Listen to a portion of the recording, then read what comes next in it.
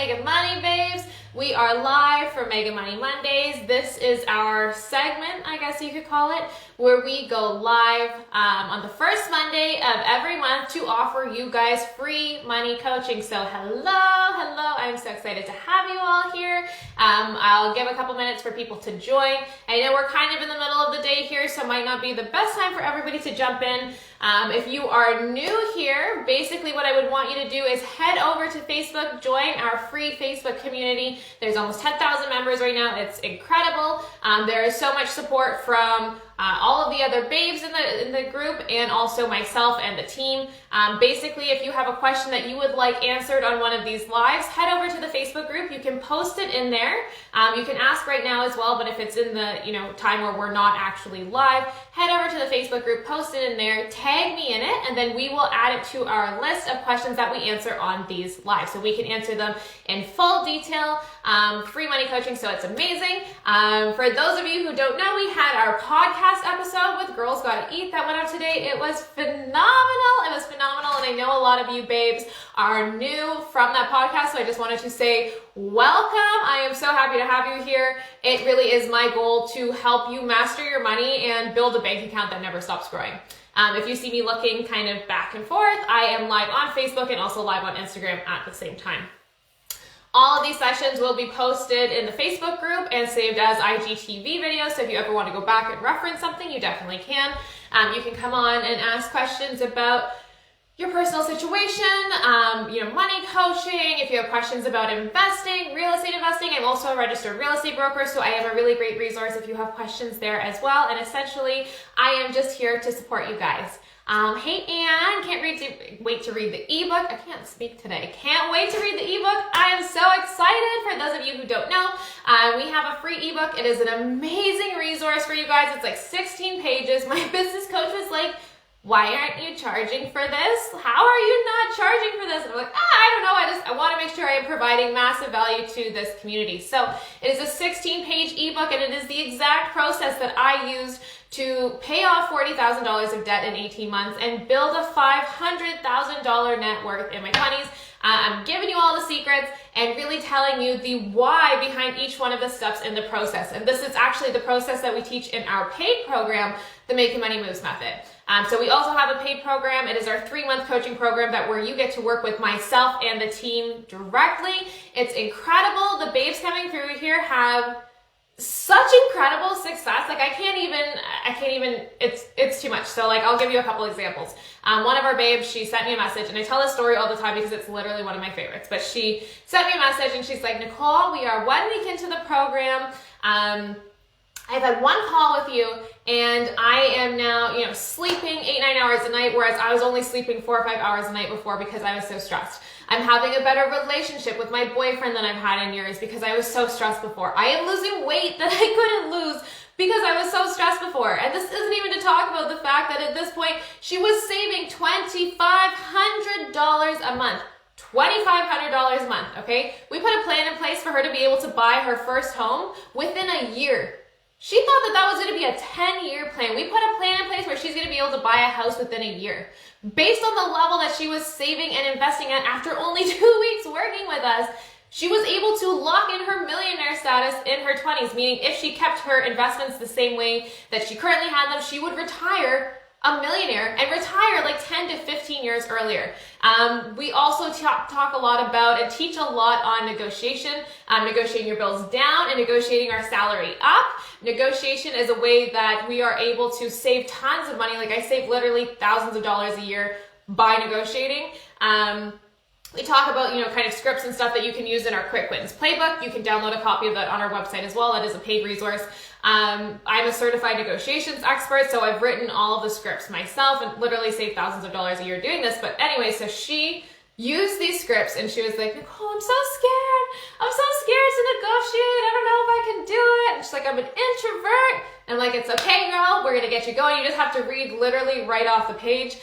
She was able to negotiate a salary bonus for herself. She was making $5,000 a year previously as a bonus at the end of the year. She negotiated a $20,000 bonus using our tips and our tools and our strategies, like $20,000. That is $15,000 that she wouldn't have had before without taking this program, because we were able to teach her the tips and the tools and the strategies and the methodologies that she needed to really, like I say, master your money and build a bank account that never stops growing. So that really is my motivation here. Like I've received so many messages from you guys over the last few weeks, and you guys have been so sweet, especially over the last couple of days while I was having some issues with the dude bros on my TikTok profile.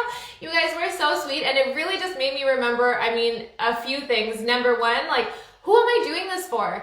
I am doing this for you guys. I am doing this because I want to help you change your whole lives. And like the stories that you guys have been sending me are so touching and so heartwarming. And like, I won't lie when I say, like, they brought tears to my eyes in quite a few different occasions, because I was just like, I can't believe it. Like, people have literally, using even just our free content, have changed their lives so much. And I'm like, holy crap. Like, I can't believe that we're making this much of an impact on people. And it feels amazing. So regardless of the dude bros, regardless of anything else that's going on, I am so happy to have you guys all here, and I just want to make sure that you feel supported. So again, if you have any questions, you can drop them in here, drop them on Facebook, and I have a few of them saved here in a list that the team has put together for me, and I'm going to start going through those now. Actually, first, let me just say hi to some people who have joined. Megan, Caitlin, Sophia. Hello. Hi, Dylan. Hello.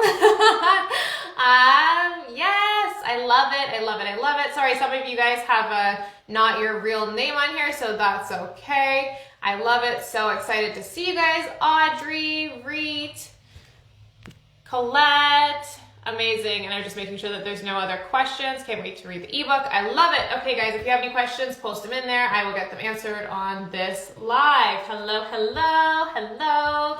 Okay, let's go. This first question is about kind of comparing real estate and the stock market. So I'm going to read the question out to you first, and then I will give you kind of my take on how I would approach the situation. So basically it says, hey everyone, looking for some opinions or feedback. This person was born and raised outside of Toronto, and now that market has grown exponentially and become very unaffordable. I think a lot of us can relate to this, right? Being like, okay, housing prices are high. Housing prices are high. They have a small child. They have another one on the way. Congratulations. They currently rent. They said that it's cheaper for them to continue renting, but they also want to get into the market. So they have no debt. They have an emergency fund saved, which is a must, okay? And they have enough for a down payment on a modestly priced home. She asks, should we purchase an investment property in another town where the real estate is more affordable and keep investing in the stock market? Or should we continue saving for a larger down payment and wait to invest later on? I keep hearing that we shouldn't be investing the money that we'll use for a down payment. So there are a lot of different parts to this here. And I'm going to break it down. So the first one that I'm going to look at is when she said, I keep hearing that we shouldn't be investing the money that we'll use for a down payment. Yes and no. It depends on what your timeline for purchasing your property is. So typically what I say is you don't want to be investing money that you're going to need in the short term. Short term is anything under 5 years. Why? Because the stock market is unpredictable, okay? Some days it's going to be up, some days it's going to be down, some days it's going to be up and down in the same day, all right? If we look at it on a very small scale, on a day-to-day kind of month-to-month scale, it's very volatile, meaning the prices are going up and down, okay? What we want to do is, rule number one in investing is don't lose money. How do you not lose money? By having a longer timeline, okay? So at least 5 years, but the longer the better. If you put yourself in a situation where you need that money in a short period of time, you could be forced to sell when the markets are down. Over the long term, though, it has always been shown that stocks always go up in the long term, okay? The market as a whole. There are some caveats to this. Obviously making sure that you have a diversified portfolio, some other stuff that we could get into. But ultimately, if we look at, say, the worst 25-year period in the S&P 500, the S&P 500 is the Standard & Poor's 500 index, which basically you're like, oh my God, that's a lot of words. It's okay. It's basically like the biggest and best, 500 biggest and best companies in the US. okay? And they track them and they're like, okay, well, these are the best companies. So if we want to know how the market's doing, let's look at the best. We don't want to look at like the crappy little new company that we don't know how it's going to perform. We look at like the great companies that have performed well over time. How are they doing, right? So we want to look at, the 500 biggest and best. How is it doing? The worst 25-year period for those 500 companies in this index still returned an average of 7.5% per year over the 25-year period. Okay, the worst. So the longer you can invest the money for, the better it is. And that's why people are saying, don't invest the money you need for the down payment. There are other options. It depends where she is. So if she's in the US, she could look into certificates of deposit. She could look into potentially bonds. If she is in Canada, she could look into GICs and bonds. So there are definitely some other options. It really depends on, when you're thinking about what investment do I use, you really want to understand your timeline, your goal, and your tolerance to risk. Okay, make sure you're taking into account all those three things. When she's talking about, purchasing another property in a town that is more affordable outside of where she is, I have a few thoughts there. So one of the things that I definitely talk about is you don't have to buy a home. Like let me go back. If you live in an expensive area, okay, and you're like, I really feel like I would love to own property, but I cannot afford to own where I live, but I would still like to get into the market. You can rent where you want to live and then buy a house in another area that's more affordable, that is good for rentals. Just because it's more affordable doesn't mean you should buy there. It should be an area that is going to be good for rental purposes, but that's definitely a strategy that you can take. So she's asking if she should do that, or should she continue to save a larger down payment and buy where she wants to live? And I mean, it's difficult with this kind of a question here. I can't really answer what she should do because I need to know more about what her goals are. And I feel like if you guys are ever getting stuck and you're in a situation where you're like, hey, I can't figure out what I want to do. I have all of these different options. I can't figure out what I want to do. Take a step back and ask yourself again, well, what really is my goal? What am I trying to accomplish here? Are you trying to buy a house so that you can capitalize on the appreciation that you're seeing in your area? But are you just using it to make money? Because if you're just using it to make money, I mean, your primary residence first and foremost is a liability because you have to pay for it every month. So maybe it makes more sense to continue renting where you are and buying the other property. If your goal is to feel safe and secure and own your own property that your family can live in, well, then probably buying the other one, it might not be a good idea. It really depends, and there are a few different scenarios that you would want to go through and understand which one made more sense to you personally. There is no right answer. However, you want to look at the picture overall. If you're saying that there's an area that's cheaper, well, we have to think about, why is it cheaper? Why is it cheaper? Is it cheaper because people are only living there because they can't afford where they really want to live? Because if that's the case, that could also make for a volatile real estate market, right? When we buy real estate, when we buy property, we want to think about it, number one, from a wealth building perspective, but we also want to look at buying defensively. And when I say buying defensively, I mean, think about it like, when you're driving a car, you learn to drive. You learn to drive defensively.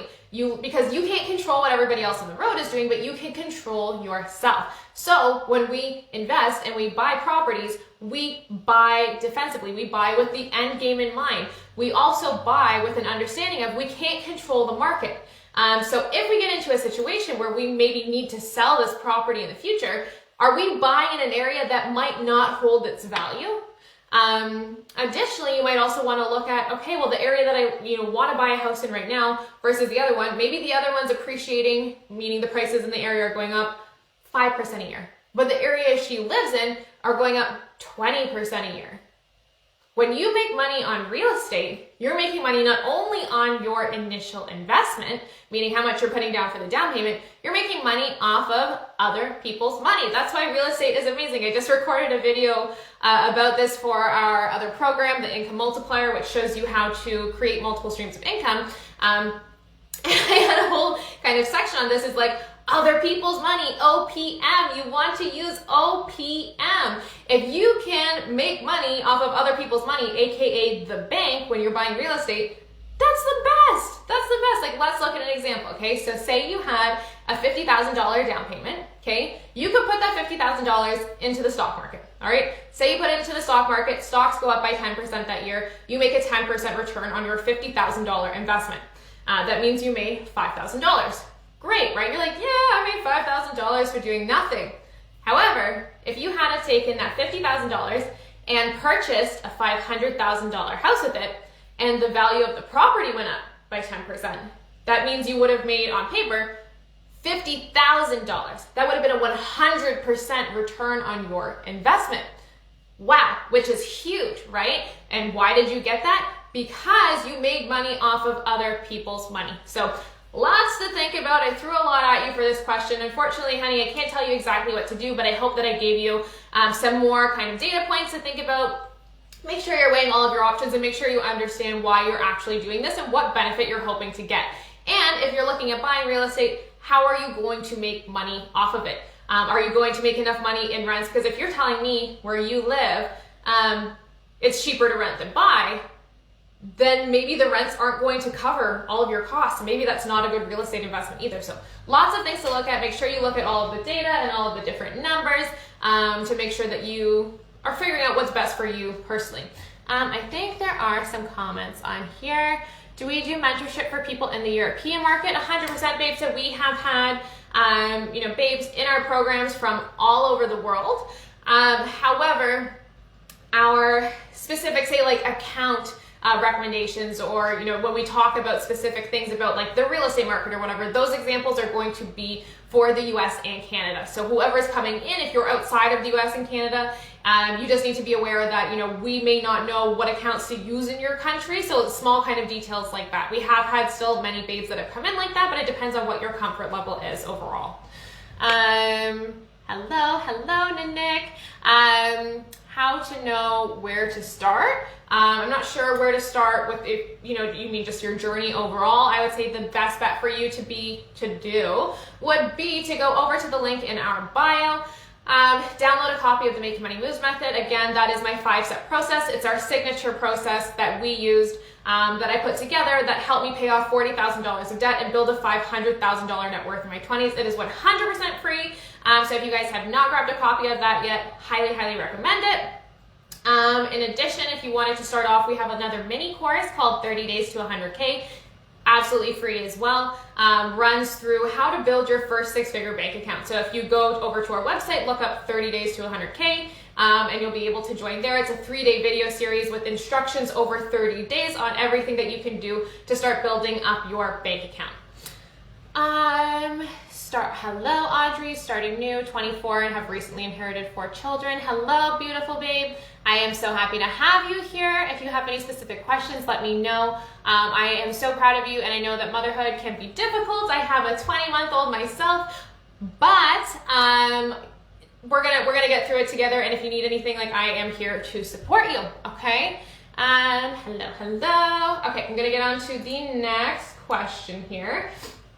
I get this question a lot, actually. Okay, so hello, Miss Nicole. I really love your videos on TikTok. Yes, TikTok.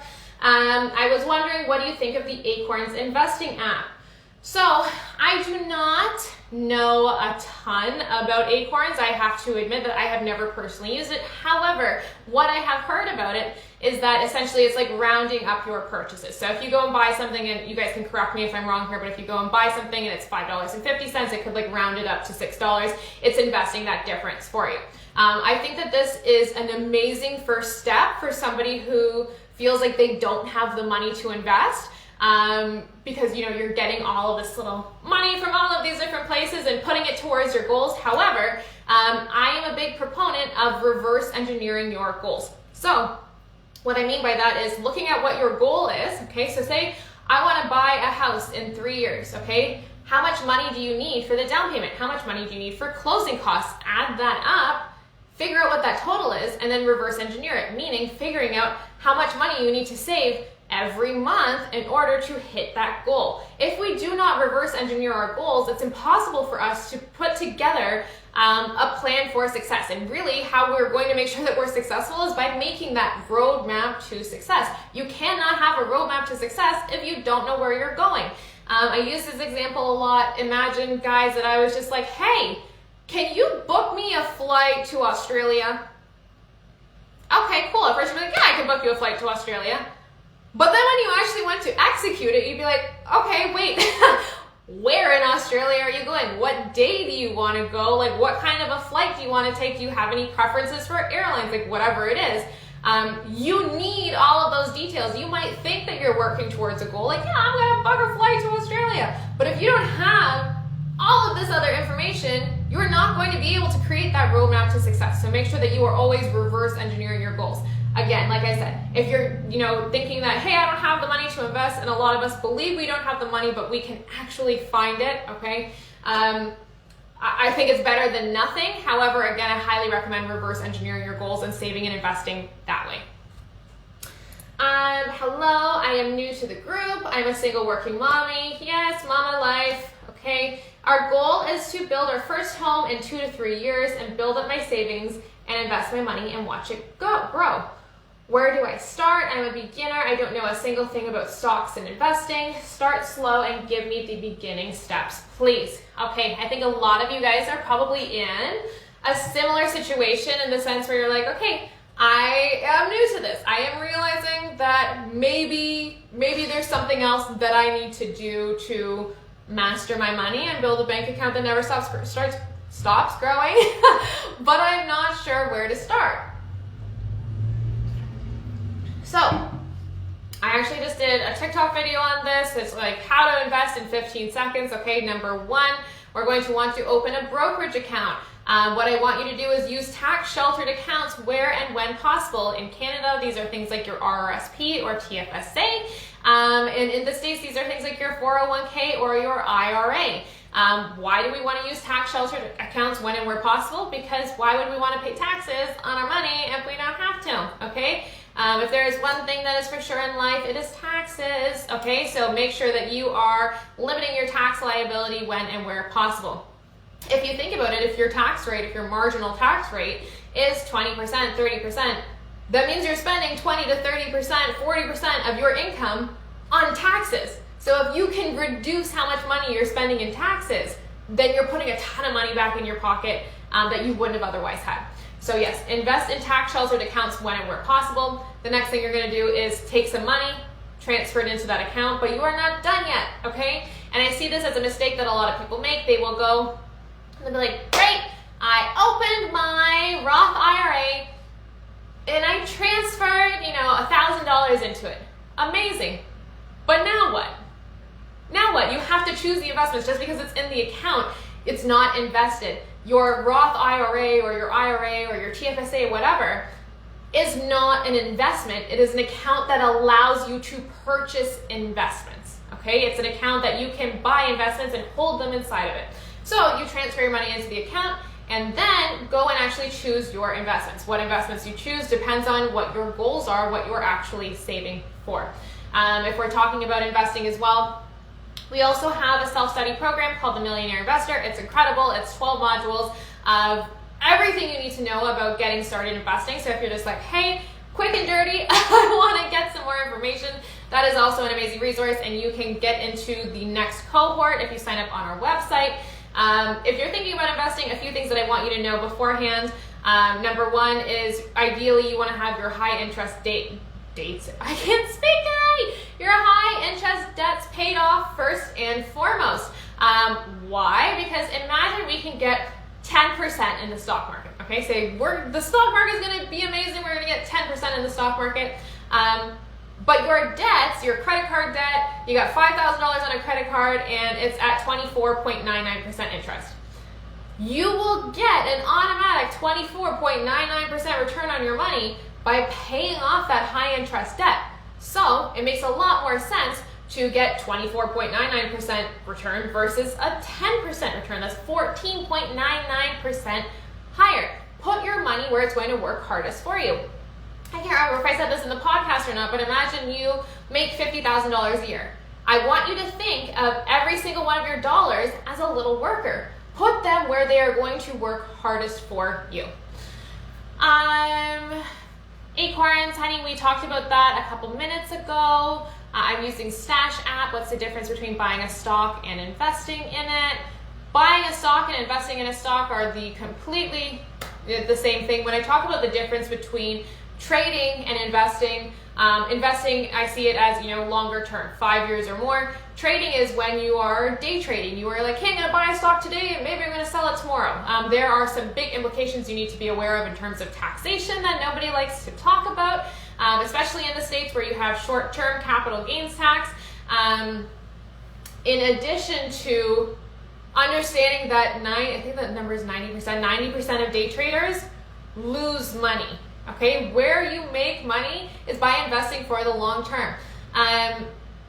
The hedge fund managers, the mutual fund managers, the whatever, like they are like the smartest stock people, okay, in the world, the economists, whatever, and they cannot accurately predict the market. They cannot accurately predict what is going to happen in the market.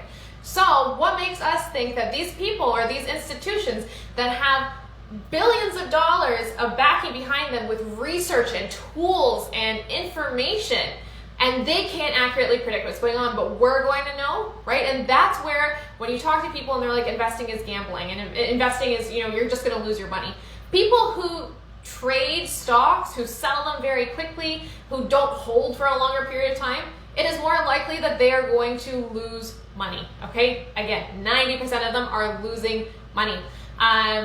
But like I said, the worst 25-year period in the S&P 500 returns 7.5%. It doesn't need to be rocket science, okay? It doesn't need to be rocket science. You just need to have a diversified portfolio, meaning you have, not just one stock in one company, okay? We have multiple stocks over multiple companies, over multiple industries, over multiple countries, okay? Diversifying our portfolio, having the biggest investment there, and then just kind of like leaving it alone, right? Letting it grow over the longer term. Okay, let me see here. Sorry, difference of buying versus investing on a schedule. Sorry, honey, I'm not sure if I know what you mean. If you want to give me a little bit more detail, I can come back to you. I bought a ZQQ share, but with my personal account, should I sell it and buy it back with my TFSA? You might just be able to transfer that over into your TFSA. I'm not entirely sure. You don't want to sell it right now, I don't think, because you're going to have to pay, again, either you're going to have a loss or you're going to have a gain depending on when you bought it. You might be able to talk to your brokerage and ask them if you can actually just transfer that over. I'm not sure if it works like that, but you may be able to do that. Okay, let me get to the next question here. I might be missing something, but what is the point of using a high yield savings account that only gives you 1% a year when you could put that money into an ETF like the S&P 500 that's been shown to consistently grow? Why would we use a high yield savings account? Number one, we're going to use it for our emergency fund. Never, ever, ever, ever put your emergency fund into the stock market. That is like the worst thing that you can do. Again, remember when I said the stock market is very volatile in the short term. It's up, it's down, right? What we want to do is hold it for a longer period of time. When you put yourself in a situation where you have to sell those investments, that's when you could put yourself in a situation where you lose the money. So if you have your emergency fund, which is there for emergencies, say you have $1,000 in your emergency fund, you invest it, your car craps out, you need to go and take it to the mechanic, it's going to be $1,000, but now the markets are down. And like they're down momentarily, they'll probably be up in a couple months or whatever it is, but they're down right now. And if you take that out, that $1,000 is only $100 or whatever it is. Like you could put yourself in a situation where you lose money. So if there's money that you need in the very short term, don't invest it. That's where you would use a high yield savings account. Additionally, if you have short-term goals that you're saving for, if you're like, hey, I'm going to go to Bali in 2020 if we're allowed to leave the house, right? You have a high yield savings account. We're not going to invest that money into the stock market because we need it in such a short period of time, and it's very risky in that kind of a sense. Okay, let me get to the next question here. I'm getting married in October and feel really good about where I am financially, but I know weddings get expensive really quick. Babes, I'm sure you all, not all of you, but there are some of you on here that have been like, holy crap, I am seeing how much people are spending on their weddings. They're spending like 100 grand or even 30 grand, and you're like, how am I ever going to pay for that? Like, trust me, I have 100% been there myself. Weddings get expensive very quick. Any tips on how to manage or handle payments? The biggest thing I think a lot of people forget about, and it's funny, I had a post about this today, not this specific thing, but about weddings in general. And what I think is funny is that people forget why they're having the wedding. And they get to a point where they're like, I just can't wait for this to be over. And I just can't help but think, like, holy crap, you can't wait for this to be over? This is supposed to be like, you know, your special day. This is maybe a day that you have dreamed about for a long time. This is a day that you are spending a lot of money on. And you can't wait for it to be over? There's something wrong with that picture to me. Weddings don't have to be expensive.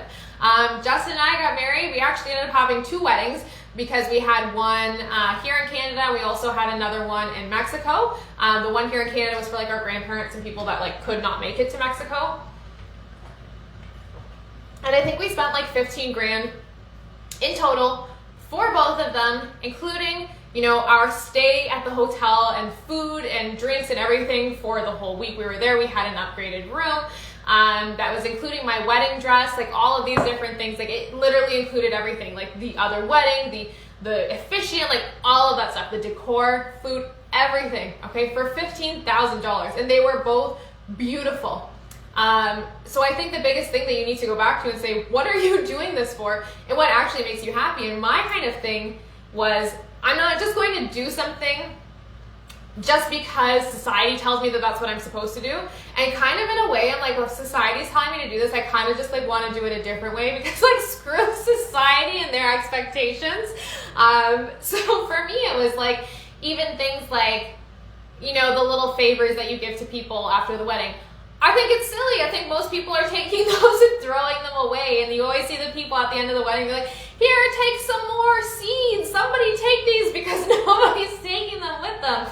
And you've spent all of this money and all of this time on putting that all together. Other things like, you know, I have an autoimmune disorder, so I don't eat like gluten and shit, so I can't eat cake. My husband doesn't really like cake, so we didn't have a cake. And I think the funniest thing was at the end, you know, I talked to my friends that were at the wedding, and I was like, yeah, we didn't have cake. They're like, wait, we didn't have cake? I didn't even realize we didn't have cake. Like, nobody even cared about the fucking cake, okay? Nobody even cares about the cake, but you guys are spending, you know, $1,000 on a cake and nobody even cares about it. And even if they do care about it, do you care about it, right? Because this is your wedding. So I think first and foremost, remember, what are you doing this for? Don't do things just because tradition tells you to do them that way. My mom hated me. I sent out e-invites instead of like printed invites, and she was just like, you can't do that, Nicole. You cannot send out e-invites. Why? Why can't I send out e-invites? That is so much better. I get an automatic response. It is free. I don't have to send out postage and like do all of these other things. Like it's just, no, it's so much better. It is 100% better. So I was like, no, I'm doing things the way that they actually just make sense and make me happy. And we had a really inexpensive wedding. We were in Mexico for a week with our favorite freaking people, not like my mom's cousins, dogs, doctors, son-in-law, right? Like I can't. And if that's what you want to do, all the freaking power to you, and that is amazing. But if that's, you don't do it if that's what you want to do. Don't do it because that's what's expected of you, or you feel like these societal pressures or expectations. And I honestly am going on like a little bit of a rant here, but I feel like so many of us could change our lives and fix our lives and become so much happier if we just stop giving a fuck about what society thought and what society wanted from us and actually focus on what makes me happy, what makes me tick, what brings me fulfillment, what lights my fucking fire. Think about what does that for you, right? Focus on that for you instead of focusing on what you think everybody's going to want from you, because I promise you this, people are so caught up in themselves that they won't even notice. They won't even fucking notice, okay? They won't shit, yeah, yes, Erica. They won't even notice. And if they do, screw up. We don't need them here, okay? I love it. I went on a little bit of a rant and I lost some people from the live, but for those of you who are still with me, I love it. Let's get on to the next question here. I'm going to wrap this up pretty quickly because I have another meeting coming up. let me see. Okay, I am in the process of looking into real estate to purchase as an additional stream of income.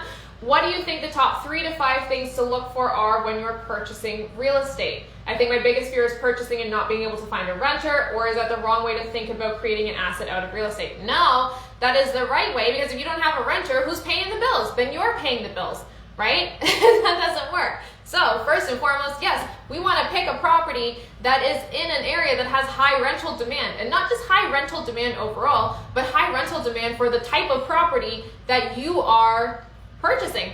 I want you to think about who your demographic is that you're going to be marketing this property to. And I think a lot of people are hearing that and they're like, the demographic that I'm marketing this property to. Yes, think of buying real estate like you're buying a business. Who's the demographic? Are they, young professionals? Are they families? Whatever it is, don't buy a family-sized house in an area, where families don't want to live. If you want to buy a house that's for families, maybe you buy a house that's for families that's by the parks, that's in like a good school district, that has a kid's gym near it, whatever it is, right? Think about, what does your ideal target market want? What kind of a house do they want, or what kind of a property do they want? And then what area are they going to want to live in? Okay, and then we're going to want to say, well, what is the vacancy rate? And I know people don't like to talk about this because it's like the unsexy side to real estate, but there will be times where your property is vacant. It's just going to happen. Your property is going to be vacant sometimes. And even if you're in a really, really, really hot housing market and properties turn over very quickly, that's great. There will always be time between tenants, right? So you have to account for those vacancies. You want to understand the vacancy rate. If you have a very high vacancy rate, meaning a lot of the available properties to rent are vacant, that's a problem. You don't want to buy there. So number 1, understand who your target market is. Number 2, understand what the vacancy rate is. Number 3, understand how you're going to make money. Again, a lot of people just blindly assume that you buy real estate and you just make money no matter what, which is just not the case. There are a lot of situations where, even for myself, so I live in the GTA, which is the Greater Toronto area in Ontario, and there are a lot of people that buy properties where they don't make money every month. And I've posted about this on TikTok before, and they're like, that's bullshit, the rent always covers all of the expenses for the landlord. I'm like, nah, actually it doesn't. It doesn't. Sometimes it does, but if real estate was that easy, a lot more people would be real estate investors. If you talk to anybody who actually invests in real estate, they will tell you finding a property that makes sense financially is very difficult, okay? It is very difficult. So the rents in this area actually don't cover your mortgage. So not only do they not cover the mortgage payment, but they don't cover the maintenance, they don't cover property management, oh God, they don't cover the taxes that you pay on your real estate, they don't cover any of that. So a lot of these people are losing money every month, and people are like, why the fuck would somebody buy that property then? Well, because they are speculating and guessing that in the future, this property may be worth more than it currently is right now. They believe that it has, they're betting that it has above average potential for appreciation, meaning if the area, over the last 100 years, the average appreciation has been 3% a year, but as of late, it's been a lot more. So they're banking on the fact that, well, maybe I'll get 15% a year on this total price. So I don't mind losing money every month with the hopes that I make more money in the future off of the appreciation. I never recommend doing this. This is highly speculative. This is gambling. And this is putting yourself in a situation where you could potentially lose money. Why? Sorry, my phone's blowing up here. Why would you lose money? Because if you don't get a renter in there and your rents don't cover anything, even if they do, imagine rents drop, whatever, because they're down about 20% here in the Toronto area. Rents never go down, like this bullshit, okay? You're in a situation where you have to pay that out of pocket. You have to pay for this out of pocket every month, and you're hoping, wishing, praying that it actually goes up in the long term. So make sure that you are doing all of your due diligence in that aspect and understanding how you're going to make money. Are you doing a buy and hold strategy? Are you buying it and holding it for a long period of time? Again, we talk about this in more detail in our income multiplier program. We are doing a beta test of it right now to make sure that it gets amazing results, and we have some more people. I think that actually started today, so amazing if you guys are in that, where we talk in more detail about this, and I provide coaching around all of these topics. So my phone's blowing up because I have a meeting coming up in 1 minute, but I love you all. Head over to the link in our bio, download the Making Money Moves Method ebook. If you have any questions, DM us. Our DMs have been freaking blowing up. We get hundreds a day, and today has been like insane. I will try to get back to all of you. If I miss something, head over to the free Facebook group. Like if you have questions about your specific situation, my best advice to you is head over to the free Facebook group, search Master Your Money and Build a Bank Account That Never Stops Growing. Get in there, ask a question. If you want me to answer it on the live, tag me in it, okay? No Budget Babe, Nicole Victoria, tag me there. And we'll get back to you. And I love you all. Thank you all for joining in. Yeah, have an amazing week, guys.